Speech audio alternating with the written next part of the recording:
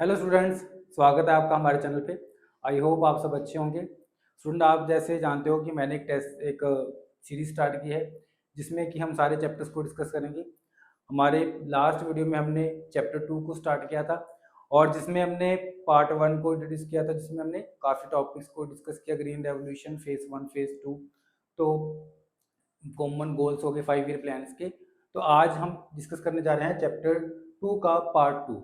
ठीक है, जिसमें हम इंडस्ट्रीज के बारे में बात करेंगे, आईपीआर के बारे में बात करेंगे। ठीक है स्टूडेंट, अगर आपको किसी पर्टिकुलर टॉपिक के ऊपर वीडियो चाहिए तो आप मुझे को कमेंट करके बता सकते हो, तो I will definitely bring for you people. मैं ट्राई करूँगा आपके लिए वो वीडियो बनाने के लिए। तो अगर आपकी कोई भी क्वेरी होती है, आपको किसी भी टॉपिक के ऊपर कोई मटेरियल चाहिए या कोई वीडियो चाहिए, आप प्लीज़ मुझे कमेंट करके बताइए। तो आई विल ट्राई माय बेस्ट कि मैं आपके लिए वो चीज़ लेके आऊँ। तो चलिए स्टार्ट करते हैं आज की वीडियो। जिन बच्चों ने पार्ट 1 नहीं देखा, प्लीज़ आप प्लेलिस्ट में जाके पार्ट 1 देख सकते हो।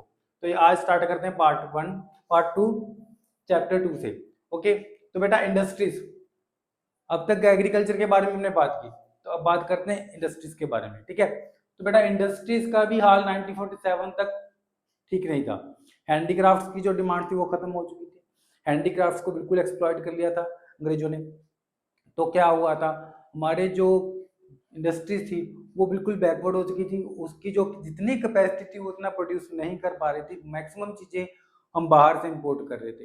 तो प्लानर्स जो थे, 5 ईयर प्लानर जो थे, उन्होंने क्या किया, जो सेकंड ईयर जो हमारा 5 ईयर प्लान था, फर्स्ट 5 ईयर प्लान का, ये आपको क्वेश्चन बेटा आ सकता है कि आपका जो फर्स्ट 5 ईयर प्लान था उसका मेन मोटिव क्या था, किसको ग्रो कराना था। उनका मेन मोटिव था फर्स्ट 5 ईयर प्लान का एग्रीकल्चर की।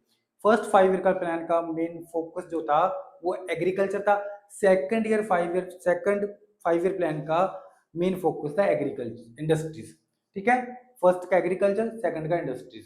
तो इंडस्ट्रीज की हालत बुरी थी, तो प्लानर्स ने ट्राई किया कि हम इंडस्ट्रीज को सेटअप करेंगे, इंडस्ट्रीज को ग्रो कराएंगे। क्योंकि बेटा इंडस्ट्रीज को एपी सेंटर माना जाता है, एपी सेंटर मतलब सेंटर पॉइंट माना जाता है इकोनॉमी का। अगर आप इंडस्ट्रीज को ग्रो नहीं कराओगे तो आपकी एम्प्लॉयमेंट जनरेट नहीं होगी बेटा। ठीक है, एग्रीकल्चर एम्प्लॉयमेंट देता है बट उसमें इतनी ज़्यादा जो है कि छिपी बेरोजगारी भी होती है, डिस्गाइज अनएम्प्लॉयमेंट भी होती है, उसमें प्रॉफिट थोड़ा कम रहता है। बट जो कि इंडस्ट्रीज है, इसमें एक कैपेसिटी होती है, ये पढ़े लिखे से लेके हर वर्ग के लोगों को जो है एम्प्लॉयमेंट देने की क्षमता रखता है। तो अगर आप किसी कंट्री की अनएम्प्लॉयमेंट की जो प्रॉब्लम है उसको सॉल्व करना चाहते हो तो आप इंडस्ट्रीज को ग्रो करो। तो हमारे प्लानर्स का भी ये रोल था। ठीक है, तो डिस्कस करते हैं कि पब्लिक और प्राइवेट सेक्टर कौन से होते हैं। अगर आपको इंडस्ट्री स्टार्ट करना है तो पहले आपके दो टॉपिक निकलते हैं कि पब्लिक सेक्टर और प्राइवेट सेक्टर क्या होते हैं। चलो डिस्कस करते हैं बेटा। पब्लिक इंडस्ट्रीज बेटा वो होती है, पब्लिक सेक्टर की इंडस्ट्रीज वो होती हैं जिनके अंदर, ठीक है, गवर्नमेंट का हस्तक्षेप ज्यादा होता है। ठीक है, गवर्नमेंट द्वारा सेटअप की गई इंडस्ट्रीज होती हैं उनको बोलते हैं पब्लिक सेक्टर। ठीक है, अगर प्राइवेट सेक्टर वो इंडस्ट्रीज होती है जिनमें जो इंडस्ट्री स्टैब्लिश हुई है वो प्राइवेट इंडिविजुअल्स ने की है, लोगों ने अपने द्वारा किया है, एक पर्सन या ग्रुप ऑफ द पीपल ने किया, बट वो प्राइवेट हैं। पब्लिक सेक्टर में गवर्नमेंट ने किया है और प्राइवेट सेक्टर में प्राइवेट इंडिविजुअल्स ने किया है, प्राइवेट ओनर्स ने किया है। तो ये डिफरेंस है पब्लिक सेक्टर और प्राइवेट सेक्टर में। तो ये आ सकता है डिफरेंशिएट आपको, तो प्लीज इसको लर्न करके जाना आपने। ठीक है, चलो डिस्कस करते हैं हम अब कि क्या गवर्नमेंट को नीड थी। गवर्नमेंट को जरूरत क्या थी बेटा, प्राइवेट सेक्टर होने के बावजूद भी गवर्नमेंट को क्या जरूरत पड़ी इंडिया में आफ्टर इंडिपेंडेंस, उनको हस्तक्षेप बहुत करना पड़ा। उनको पता चल गया था कि अगर हम हस्तक्षेप नहीं करेंगे तो हमारी जो इंडस्ट्रियल सेक्टर है वो ग्रो नहीं कर पाएगा। तब तक जब 1947 तक टाटा बिरला तक ही जो हमारी जो इंडस्ट्री थी वो स्टैब्लिश हुई थी, बट तब भी वो पूरा फुलफिल नहीं कर पा रहे थे हम अपने जो हमारा कैपेसिटी थी इंडस्ट्रीज की। ठीक है, क्या जरूरत थी, लैक ऑफ कैपिटल थी बेटा, कैपिटल की कमी थी। प्राइवेट सेक्टर वाले बेटा ज्यादा कैपिटल इन्वेस्ट नहीं कर पा रहे थे। वो छोटे, हमारे जो देश आजाद हुआ था तो हमारे लोगों के जो प्राइवेट ओनर्स के पास इतना पैसा नहीं था, कैपिटल नहीं थी कि वो ज्यादा से ज्यादा इंडस्ट्री स्टार्टअप कर सके। तो इसीलिए गवर्नमेंट का हस्तक्षेप उसमें जरूरी था। लो इंड्यूस इन्वेस्टमेंट, इंड्यूस होता है बेटा प्रेरित करना। ठीक है, हानिकारक जो था इंड्यूसमेंट इन्वेस्टमेंट जो प्रेरित करने के लिए कोई भी एक ऐसी जो इन्वेस्टर्स को वजह नहीं मिल रही थी जिसकी वजह से वो इन्वेस्टमेंट करें। एक वीसीएस सर्कल बन गया था। वीसीएस सर्कल क्या होता है? वीसीएस सर्कल होता है हानिकारक सर्कल, एक क्रिएट हो चुका था इंडियन इकोनॉमी में, जिसकी वजह से जो है कि हम ज्यादा इन्वेस्टमेंट हमारे जो प्रोड्यूसर थे नहीं कर पा रहे थे। वो स्टार्ट कहाँ से होता है? लो इनकम से। पहले लो इनकम थी, लो इनकम लोगों की लो इनकम होगी, तो अगर उनकी इनकम लो होगी तो उनकी डिमांड भी लो होगी। सेकंड आ गया, ठीक है, लो डिमांड होगी। लो डिमांड के कारण लिमिटेड साइज ऑफ मार्केट होगा। अगर डिमांड लो है तो साइज भी मार्केट का लिमिटेड होगा, क्योंकि डिमांड ही नहीं है, लोग सप्लाई प्रोड्यूसर उस चीज को क्यों बनाएंगे, ठीक है। तो अगर लिमिटेड साइज ऑफ मार्केट है, फोर्थ पॉइंट आपका निकलता है सर्कल में से लो इंड्यूस इन्वेस्टमेंट। इंड्यूस मतलब प्रेरित करने के लिए कोई इन्वेस्टमेंट नहीं है, कोई वजह नहीं है लोगों को चीजें बनाने के लिए, ठीक है। और फिफ्थ आपका बनता है लो इन्वेस्टमेंट। अगेन लो इंड्यूस इन्वेस्टमेंट के कारण लो इन्वेस्टमेंट है पूरी इकोनॉमी में, जिसके कारण अगेन लो इनकम। ये सर्कल ऐसे ही कॉन्टिन्यूसली चल रहा था, इसको बोलते थे वीसीएस सर्कल, ठीक है। इस वीसीएस सर्कल को ब्रेक करने के लिए एक बड़े पुश की जरूरत होती है। जैसे कि आप लगा लो कि एक गाड़ी है वो स्टक हो चुकी है, उसको चलाने के लिए पीछे से धक्के की जरूरत होती है, तो वो धक्के का काम किसने करना था? गवर्नमेंट ने, पब्लिक सेक्टर ने। तो गवर्नमेंट ने डिसाइड किया हम बड़ी बड़ी इंडस्ट्रीज को अपने हाथ में लेंगे इन्वेस्टमेंट करके, और इकोनॉमी को एक बड़ा पुश देंगे जिससे ये सर्कल ब्रेक होगा, और हुआ भी, यही हुआ, ये सर्कल उसी कारण ब्रेक हुआ, ठीक है। Then growth with the social justice. Government का ये मोटिव था कि जो ग्रोथ होगी वो सोशल जस्टिस के साथ होगी। हर वर्ग के देखो जो प्रॉफिट बेसिस ही नहीं चीजें बनाई जाएंगी, सोशल जस्टिस के साथ। जो गवर्नमेंट को लगता है कि हाँ ये चीजें हमारे देश के लिए जरूरी है, ये चीजों को बनाना वेलफेयर के लिए जरूरी है, तो वो सोशल जस्टिस भी किया जाएगा। इक्वालिटी के साथ जो है इकोनॉमी को ग्रो किया जाएगा। हर पर्सन को जो प्रॉफिट है, जो हर पर्सन का जो इकोनॉमी में पार्टिसिपेशन है वो मिले। तो ये थे हमारे कुछ पॉइंट्स। चलिए डिस्कस करते हैं हम नेक्स्ट टॉपिक। हाँ जी, नेक्स्ट टॉपिक बेटा आपका है आईपीआर 1956। बेटा बहुत इंपॉर्टेंट है, एग्जाम में आने के चांसेस बहुत रहते हैं, चाहे वो 2 मार्क्स में, 3 मार्क्स में, 4 मार्क्स में आने के चांसेस रहते हैं, तो प्लीज इसको इग्नोर मत करना, इंपॉर्टेंट टॉपिक है। इंडस्ट्रियल पॉलिसी रेजोल्यूशन 1956, ठीक है, आईपीआर 1956। बेटा इसका, इसमें क्या आता है कि एक क्लियर डिक्लेरेशन थी 1956 में आई थी, ये क्लियर डिक्लेरेशन थी in the second 5 year plan कि गवर्नमेंट का जो रोल रहेगा वो मेन रोल रहेगा। गवर्नमेंट क्या रहेगी? एक प्रॉपर नेतृत्व करती रहेगी पूरे इंडस्ट्रियलाइजेशन का, पूरा उसको हेड करेगी, उसको लीड करेगी, ठीक है। तो उसमें उन्होंने कुछ कैटेगराइज किया। तो पहला पॉइंट आपका आता है कि 1956 की जो पॉलिसी का जो पहला पॉइंट आपका आता है वो है क्लासिफिकेशन। आईपीआर 1956 में उन्होंने क्लासिफिकेशन की, ठीक। तो उसमें क्लासिफिकेशन में उन्होंने 3 चीजें की, ए बी सी, 3 स्केड्यूल किए, स्केड्यूल ए, स्केड्यूल बी, स्केड्यूल सी। कैसे उन्होंने इंडस्ट्रीज को विभाजन करके डिवाइड किया कि कौन सी जो इंडस्ट्री है गवर्नमेंट प्रॉपरली हैंडल करेगी और कौन सी प्राइवेट। सो स्केड्यूल ए में बेटा 17 इंडस्ट्रीज आपके आएंगी। 17 इंडस्ट्री थी जो प्रॉपरली गवर्नमेंट ही उसको लीड करेगी, उसमें प्राइवेट सेक्टर वाले जो लोग होंगे वो उसमें हस्तक्षेप नहीं करेंगे। पहली चीज उसमें कौन सी थी मेन? एटॉमिक, आप एग्जांपल के लिए देखते हो एटॉमिक एनर्जी, डिफेंस हो गया, रेलवेज हो गया, ठीक है। देन स्केड्यूल बी में आपकी आएंगे 12 इंडस्ट्री, ए में 17, बी में 12। इसमें गवर्नमेंट का मेन रोल रहेगा, प्राइवेट इसमें कर सकते हैं बट गवर्नमेंट का इसमें मेन रोल रहेगा। जो फ्रंट रो पे कौन रहेगी? गवर्नमेंट रहेगी, ठीक है। उसमें क्या आएंगे? फर्टिलाइजर और माइनिंग, ठीक है। माइनिंग के टेंडर मिल सकते हैं लेकिन गवर्नमेंट का उसका मेन रोल रहेगा। देन आपका इसमें आएगा स्केड्यूल सी। स्केड्यूल सी में जो इससे निकालने के बाद जो भी इंडस्ट्रीज निकलती है वो प्राइवेट सेक्टर उसको ओन कर सकते हैं, लेकिन आपको इंडस्ट्री स्टैब्लिश करने के लिए एक लाइसेंस की जरूरत पड़ती है, वो आपको लाइसेंस लेना पड़ेगा फ्रॉम द गवर्नमेंट, ठीक है। और इसमें आईपीआर स्टेट वाज, ये आईपीआर जो था इंडस्ट्रियल पॉलिसी रेजोल्यूशन 1956, इसमें एक प्रॉपर क्लियर था कि जो गवर्नमेंट है वो स्पीयर हेड है, वो स्पॉन्सर है। इसका मतलब क्या है कि गवर्नमेंट का इंडस्ट्रीज की, इंडियन इकोनॉमी की इंडस्ट्रीज में मेन रोल है, लीडिंग रोल है, ठीक है। और उसका नेतृत्व और उसको लीडिंग गवर्नमेंट ही करेगी, ओके। प्राइवेट सेक्टर उसको पीछे उसको फॉलो करेगा। तो ये थी आईपीआर 1956। चलिए नेक्स्ट टॉपिक करते हैं। हाँ जी, तो आपका सेकंड पॉइंट है बेटा इंडस्ट्रियल लाइसेंसिंग। बेटा IPR 1956 में गवर्नमेंट को ये था कि इम्पोर्टेंट कि अगर आपने प्राइवेट जो इंडिविजुअल्स है उन्होंने अगर इंडस्ट्री स्टैब्लिश करनी है तो उनको लाइसेंसिंग बहुत इंपॉर्टेंट होगी। लाइसेंसिंग के बिना आपकी जो है इंडस्ट्री स्टैब्लिश नहीं होगी।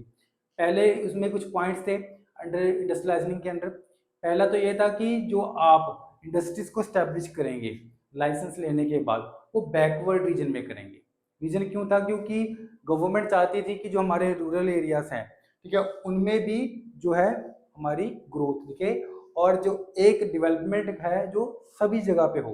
तो उन्होंने बैकवर्ड रीजन्स को प्रमोट करने के लिए, इक्वालिटी प्रमोट करने के लिए, इक्विटी प्रमोट करने के लिए इंडस्ट्रीज को कहा कि आपको लाइसेंस मिलेगी बट आपको इंडस्ट्रीज कहाँ लगानी है?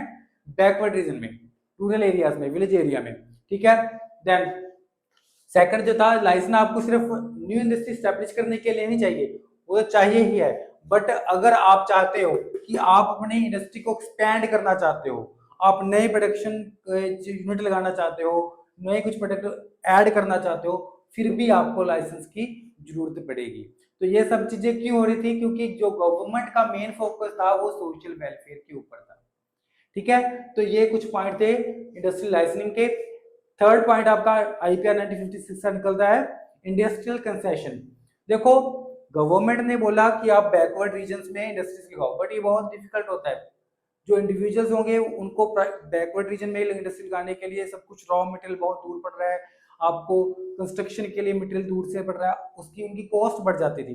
तो गवर्नमेंट उनको कंसेशन देते थे कि अगर आप हमारी बात मान के आप रूरल एरियाज में, आप बैकवर्ड रीजन में इंडस्ट्रीज लगा रहे हो तो हम आपको कुछ कंसेशन देंगे। वो कंसेशन कौन से थे? 2 कंसेशन थे, ठीक है। आपको एग्जाम में ये बहुत इंपॉर्टेंट है, ये एज इट इज पॉइंट आएंगे बेटा, तो आप प्लीज इसको लर्न करना।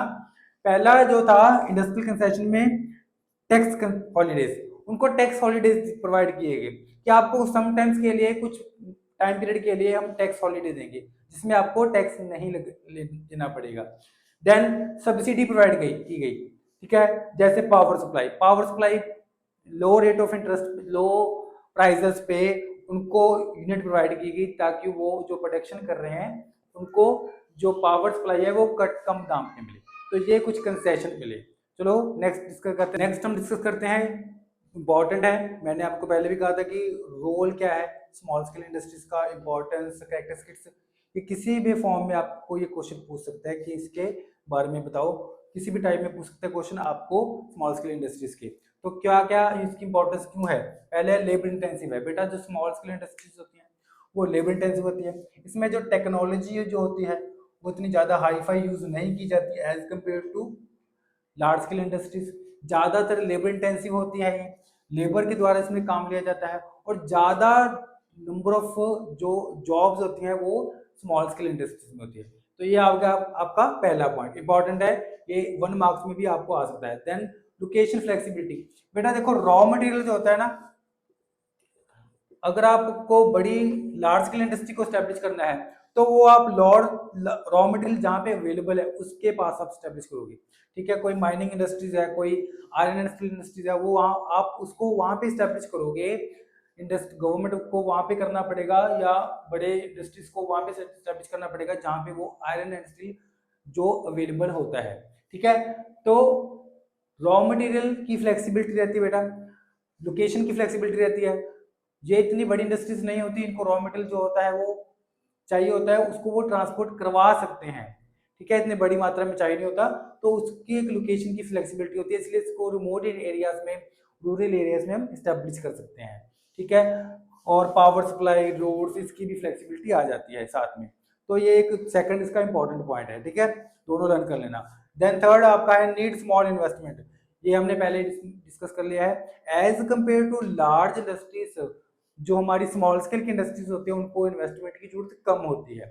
लार्ज स्केल की इंडस्ट्रीज को स्टैब्लिश करने के लिए हंड्रेड्स ऑफ करोड़ की इन्वेस्टमेंट होती है, बट स्मॉल स्केल की इंडस्ट्रीज को इन्वेस्टमेंट करने के लिए 10 करोड़ तक की इन्वेस्टमेंट होती है।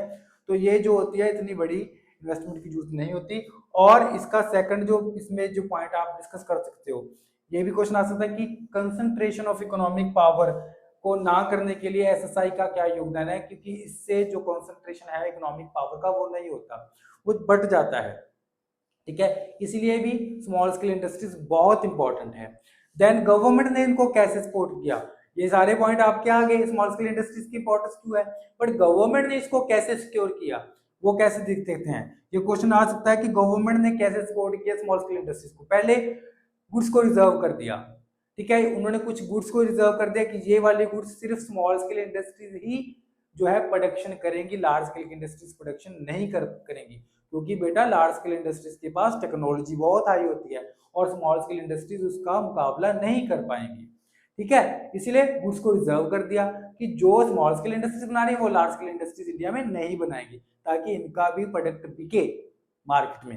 Very good. Next, excise duty की एग्जेम्पशन दी, ठीक है, उनको एक्साइज ड्यूटी कम करके दी ताकि उनको जो सेल करने में प्रॉब्लम बहुत कम आए, ठीक है। सेकंड, ये उनको सपोर्ट दिया। देन उनको अगर स्टैब्लिश करने के लिए या एक्सपेंड करने के लिए अपने स्मॉल स्केल सेक्टर को, स्मॉल स्केल इंडस्ट्रीज को अगर लोन चाहिए तो उनको rate of interest, low rate of interest पर बैंकों से लोन दिलवाए, ठीक है। तो ये थे हमारे कुछ पॉइंट्स, स्मॉल स्केल इंडस्ट्रीज क्यों इंपॉर्टेंट है बेटा, बहुत इंपॉर्टेंट क्वेश्चंस है, बहुत इंपॉर्टेंट जो एक टॉपिक है, इसको प्लीज प्रॉपरली लर्न करो, आप इसके नोट्स।